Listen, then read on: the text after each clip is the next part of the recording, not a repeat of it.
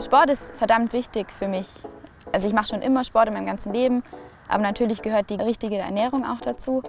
Ansonsten merkt man es abends beim Sport, wenn man was Falsches gegessen hat. Aber ich arbeite viel, mache viel Sport, da bleibt auch wenig Zeit, sich wirklich mit den Rezepten auseinanderzusetzen. Und so ist es einfach perfekt mit der App. Ich sehe direkt, was ich zu Hause habe.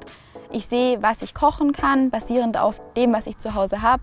Und so komme ich dann ganz einfach zu den passenden Rezepten, kann die fehlenden Zutaten mit einem Klick auf die Einkaufsliste schreiben. Was außerdem noch wirklich praktisch ist, ich sehe einfach die Inhaltsstoffe. Also wenn ich viel Sport gemacht habe, brauche ich natürlich auch so ein bisschen mehr Eiweiß als sonst. Und dann checke ich einfach kurz die einzelnen Lebensmittel und sehe genau, okay, Hähnchenbrust zum Beispiel ist jetzt perfekte für den Abend. Und dann suche ich mir daraus ein Rezept raus.